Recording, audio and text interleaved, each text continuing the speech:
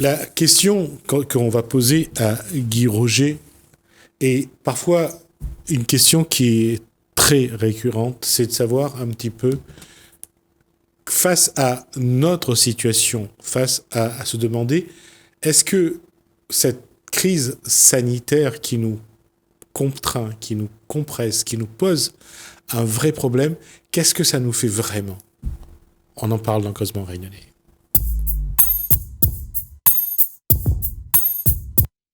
Guy Roger, bonsoir. Bonsoir, Gismi. Est-ce que, quand on se regarde dans un miroir, on se dit qu'on a changé en un an? Que ce contexte nous a bouleversés d'une certaine façon? Oui, peut-être qu'elle nous a bouleversés, ça a dérangé nos petites habitudes et nos petits trains-trains, certainement. Mais est-ce qu'on a changé? Ça, c'est une autre histoire. Oui, là, je veux parler de ce que ça peut amener comme souffrance, comme pathologie, comme embêtement. Oui.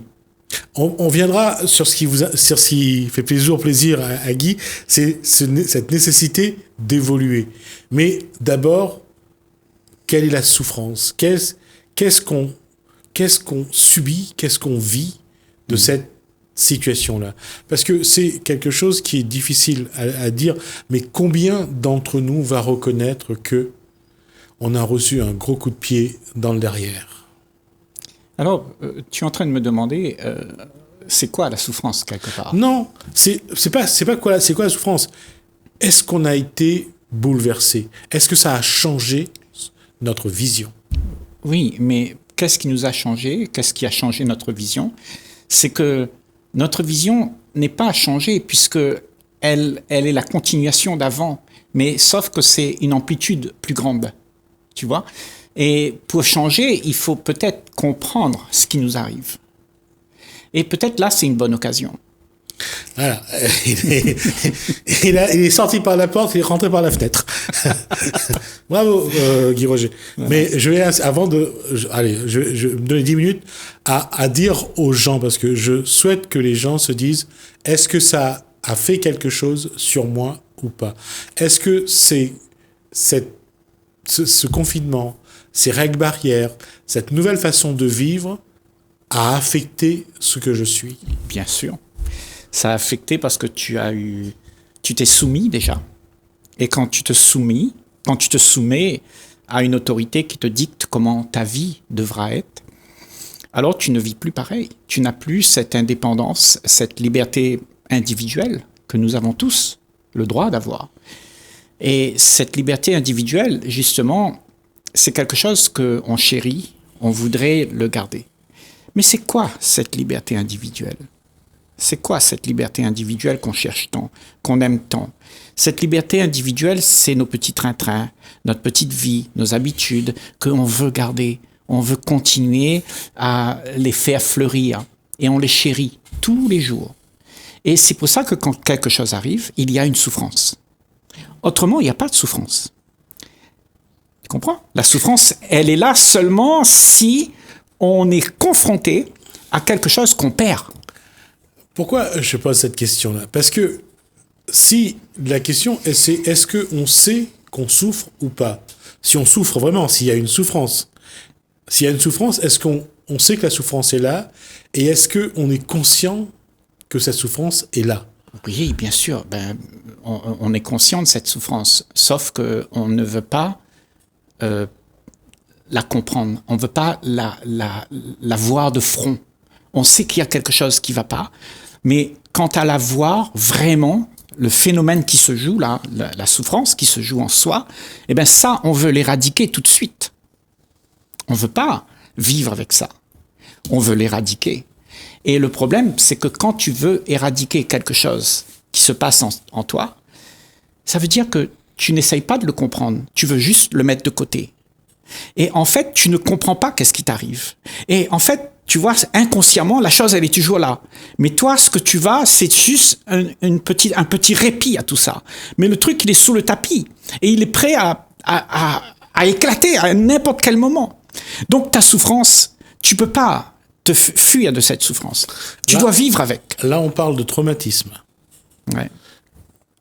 Et justement, c'est pour éviter que cette souffrance devienne un traumatisme. Comment dire aux gens de bien identifier cette souffrance et surtout après, de trouver un moyen de guérir cette souffrance. C'est pour ça que la question est importante. Il ne faut pas en faire un traumatisme. Il ne faut pas le mettre sous le tapis et de temps en temps, il sort sur le tapis pour venir perturber. Oui. C'est ça qui est important. À partir du moment où vous identifiez que ce contexte sanitaire vous a amené des souffrances, la première chose que vous avez intérêt à faire, c'est de savoir c'est quoi cette souffrance.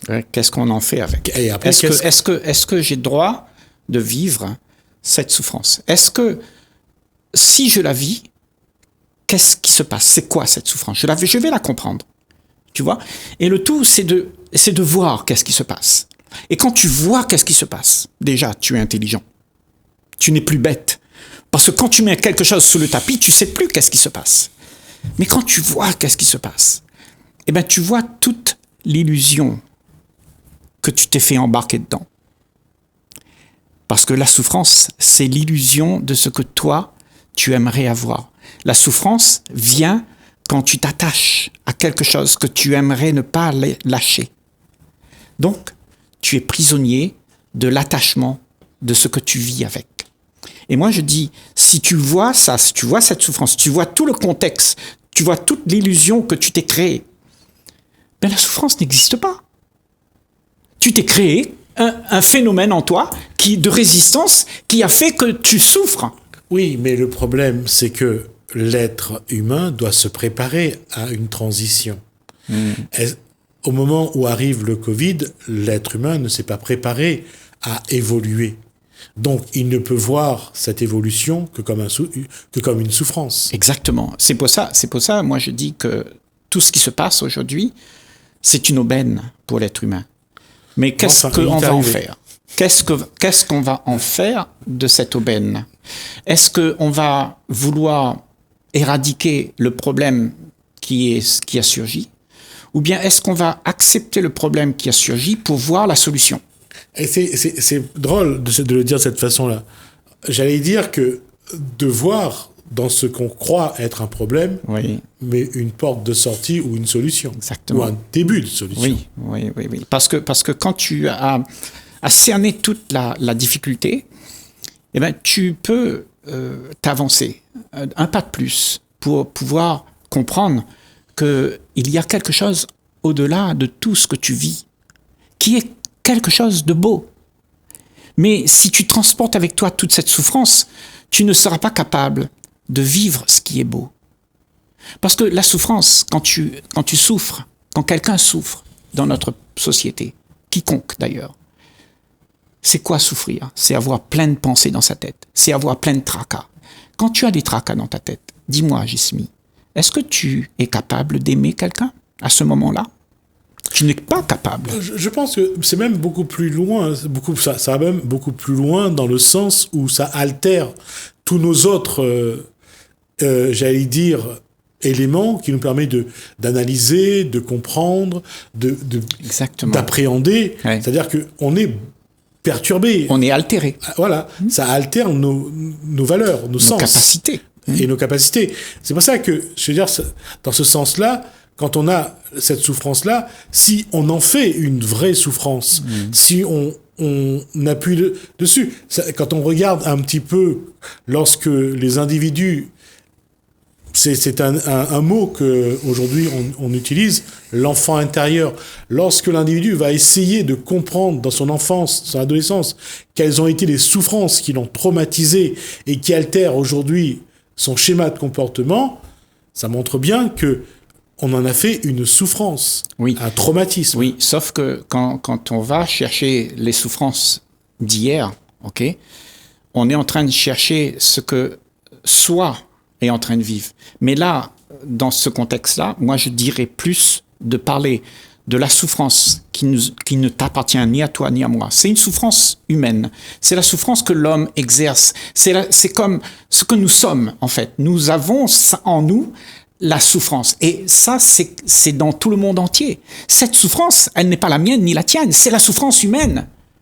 Et c'est pour ça que quand nous, chacun individuellement, on s'attache aux choses, eh bien, on connaît la résistance qui crée la souffrance en soi. Mais cette souffrance, elle n'est pas à toi. C'est la société qui l'a faite, cette souffrance. Oui, mais quand on l'inclut en nous, quand on l'intègre en nous, ça, elle devient notre souffrance. Oui. Et on a tendance souvent à lui donner des dimensions extraordinaires. Oui, parce que quand elle devient ma souffrance, ce que tu es s'identifie à la souffrance. Mais ce que tu es n'est pas la souffrance. Ce que tu es libre de la souffrance. Ce que tu es en réalité, tu es libre, tu es un esprit joyeux qui est amour, joie, beauté, et qui est tout ça. Mais si tu es identifié à ça, ben tu vas devenir ça. Justement, Guy tu Roger, seras souffrance. Quand on s'identifie à cette souffrance, quand on se l'approprie, oui. on devient cette souffrance. Oui. Et c'est là qu'on a du mal après à vouloir s'en séparer. Exactement. S'en éloigner. Exactement. Parce qu'on est attaché à ce qu'on est. Ouais. Et tu vois, c'est pour ça que accepter de voir la condition dans laquelle tu es, accepter d'être cette souffrance, d'être ce que tu es devenu là, le regarder, le vivre. Et bien quand tu le vis, tu t'aperçois que tu étais en train de te leurrer. Oui. Et c'est pour ça qu'il y a une fin à la souffrance. Mais c'est là aussi le paradoxe humain, c'est qu'on va essayer de mettre en place beaucoup de paramètres pour ne pas lâcher la souffrance, au contraire, pour essayer de l'augmenter encore un peu plus, oui. Et on s'y accroche. Oui, et voilà. On le voit en un an de crise sanitaire, l'être humain c'est quelque peu éteint. Voilà. Parce que face à cette souffrance, il n'a pas de répondant, voilà. Il n'y a pas de réplique, donc il s'éteint pour ne pas trop souffrir d'une part, et en même temps pour perdurer dans la souffrance. C'est ça, mais cette souffrance, elle est perdurée comment ? Parce que nous avons peur de la voir, nous avons peur de la vivre. Donc, nous faisons tout pour ne pas vivre ça. Nous faisons tout. Et tout ce que nous faisons, c'est qu'on se rassure. On se rassure que la souffrance n'existe pas, que la souffrance sera mise à terre par le gouvernement qui nous a promis que tout ira bien. Tu vois ? Donc, on est dépendant de quelqu'un pour que nous on puisse vivre en liberté. Mais là, ça ne va pas marcher. Parce que sur qui tu dois t'attendre, c'est sur toi-même. Pour vivre ça. Et quand tu as vécu ça, eh ben, tu as compris. Et c'est à nous de faire quelque chose. C'est pas à personne sur la planète de faire. C'est à toi de voir ça. Si tu ne l'as pas vu, peu importe qui est sur la planète qui va te le dire ou qui va te faire comprendre, si tu ne l'as pas vécu, tu n'auras rien compris. Alors, qu'est-ce qu'on doit dire à ceux qui nous regardent, ceux qui ont peut-être déjà identifié ce que cette crise sanitaire a créé comme souffrance à l'intérieur?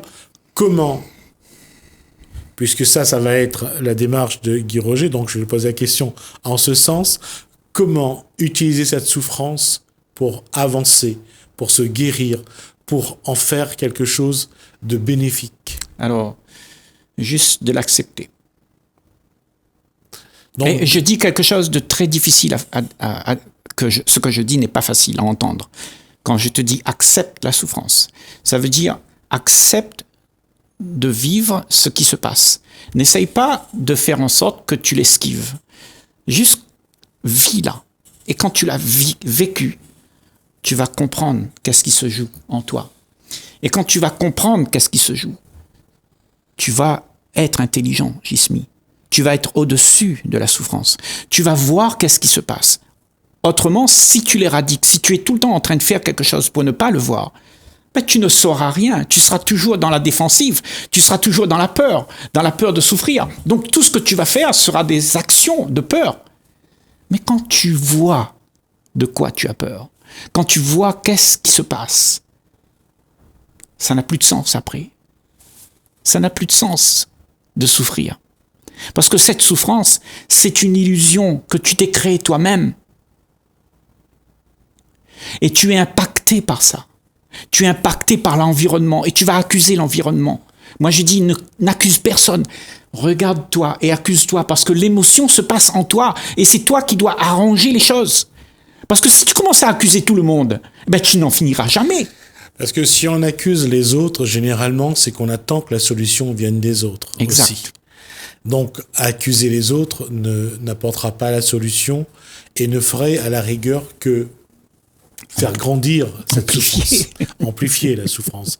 Donc, c'est de dire un tel a fait ci, un tel a fait ça. Et surtout, pour les gens qui ont cette habitude de toujours d'aller chercher, de trouver un moyen d'accuser les autres, c'est pas la peine. Ça n'apportera. Oui, mais c'est quelque chose qui est aussi, il faut dire que c'est un instinct pratiquement maintenant, aujourd'hui, c'est rentré dans les mœurs de notre société.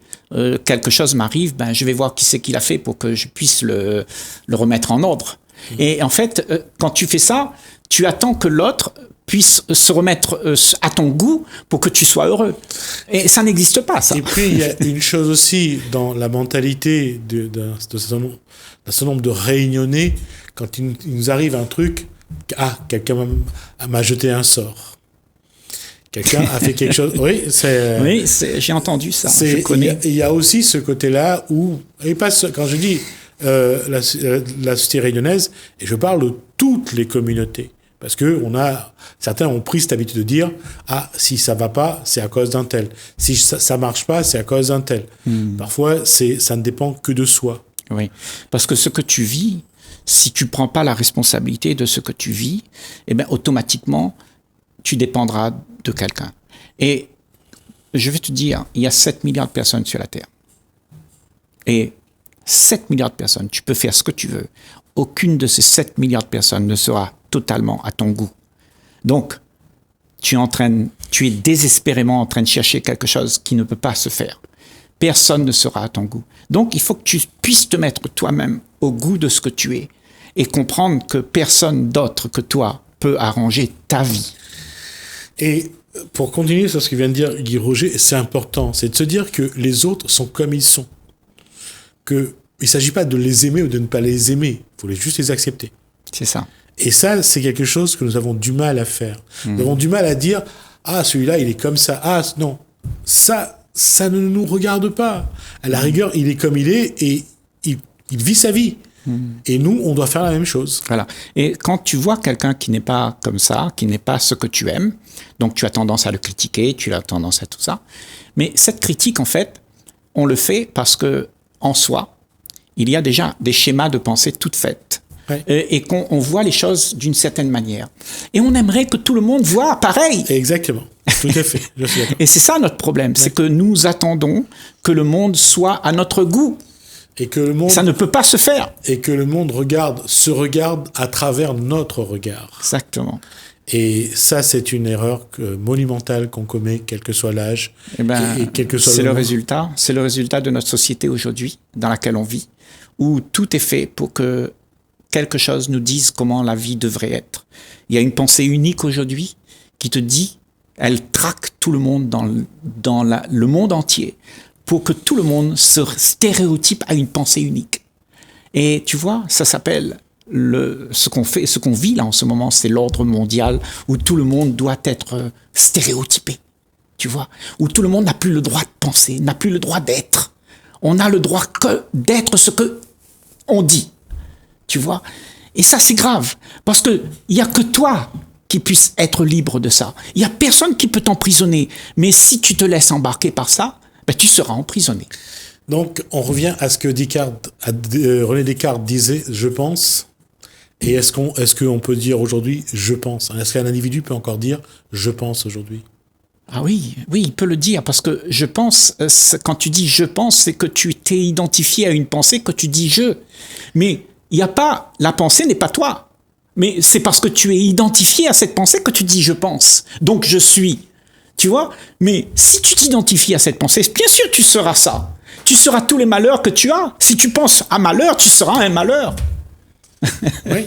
Et c'est pour ça que en revenant à cette question, à la question initiale, est-ce que j'ai une souffrance en moi? Est-ce que cette crise sanitaire nous a causé des bouleversement intérieur, il ne s'agit pas seulement d'identifier ce qu'on a pu subir depuis un an. Il s'agit surtout de savoir qu'est-ce qu'on en fait. Oui. Et ça, c'est pas simple. Ouais, et qu'est-ce qu'on en fait? C'est justement, n'en faites rien. Tu comprends? C'est-à-dire, ne fais rien qui pourra déranger ce que tu peux voir. C'est-à-dire, tu vois la chose, tu fais rien, tu la laisses être. Et c'est comme ça qu'on va apprendre. Oui, mais il faudra quand même, à un moment donné, résorber cette souffrance pour pouvoir continuer. Parce que si elle est trop importante, elle va perturber, oui, mais altérer. Si tu fais rien, elle va toujours être impactante. Donc, elle devient de plus impactante parce que tu fais quelque chose pour essayer de la ranger. Mais si tu fais rien, elle va disparaître toute seule parce qu'elle n'existe pas. C'est du leurre, c'est rien. D'accord. C'est une façon de... Ouais, d'accord. Je comprends la façon de voir. Ouais. Effectivement, c'est ne donnez pas de l'importance exactement à votre souffrance si vous trouvez qu'elle n'est pas aussi impactante que ça dans votre vie. Merci Guy Roger pour cette analyse. On espère que on vous apporte en tout cas une réflexion à ce niveau-là, parce qu'il y a une chose qui est vraie, on parle souvent de la crise sanitaire, mais on ne parle pas de ce que ça produit sur nous. On ne parle pas des effets de ce confinement, de ces règles barrières, de ce couvre-feu. Mais regardez bien, ça nous touche, et il faut savoir qu'est-ce qu'on doit faire justement pour que, au sortir du Covid, on ne porte pas trop longtemps ces problèmes. Merci Guy Roger. Merci Gismi. Merci à vous de nous avoir suivis. Merci Hélène. Merci François. Je vous dis à bientôt.